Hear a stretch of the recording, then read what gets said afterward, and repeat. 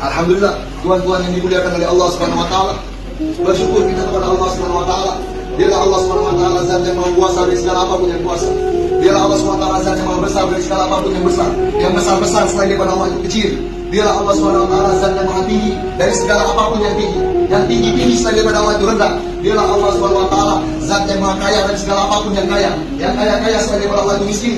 Dialah Allah Subhanahu wa taala zat yang maha raja, yang mana raja-raja selain daripada Allah itu adalah budak. Dialah Allah Subhanahu wa taala zat yang maha hidup, yang mana yang hidup selain daripada Allah suatu saat pasti akan mati.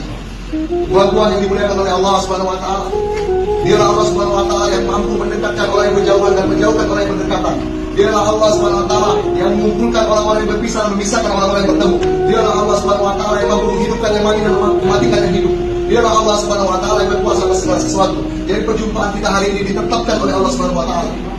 Tuan-tuan yang dimuliakan oleh Allah Subhanahu wa taala, perkara yang paling penting di muka bumi adalah perkara iman. Iman ini lebih penting daripada makanan meskipun kita dalam keadaan lapar.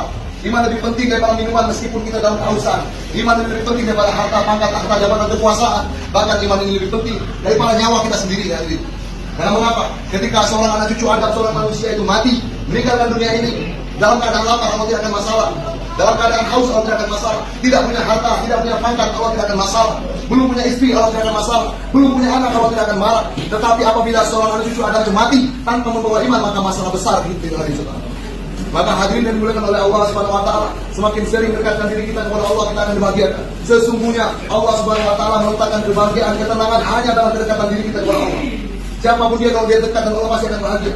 Maka hadirin, yang membuat kita ini susah bukan karena kita ini tidak ada uang, bukan karena kita ini tidak punya harta, bukan karena kita dalam penjara, bukan, tapi karena dosa-dosa kita hari sekarang.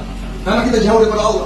Apabila seorang itu dekat dengan Allah, jangankan di dalam penjara, Nabi Ibrahim alaihissalam itu berada dalam api, bahagia hidupnya. Bahagia hatinya karena mengapa? Ada kedekatan dengan Allah SWT.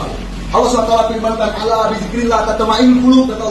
Ketahuilah, hanya dengan ingat Allah hati kamu akan jadi tenang. Tidak ada lain yang SWT. Ini sudah menjadi ketetapan Allah. Siapapun dia kalau dia dekat dengan Allah pasti akan dibahagiakan oleh Allah. Jika ada orang kaya yang merasa mulia dan kekayaannya, itu orang yang rusak imannya. Begitu juga sebaliknya, jika ada orang miskin yang merasa hina dan kemiskinannya, itu orang-orang yang rusak imannya. Siapapun, karena kemuliaan itu ada dalam ketakwaan. Allah katakan, "Inna akramakum indallahi atqakum." Sesungguhnya orang yang paling mulia di sisi Allah itu adalah orang yang paling bertakwa di antara kalian. Maka walaupun kita narapidana setelah kita bertakwa kepada Allah, dibandingkan polisi, dibandingkan keluarga jaksa, dibandingkan hakim, dibandingkan presiden, kalau mereka tidak bertakwa, kita bertakwa, maka kita lebih mulia daripada mereka. Semakin banyak anak umat Islam yang subscribe media-media Islam daripada kita subscribe media-media maksiat.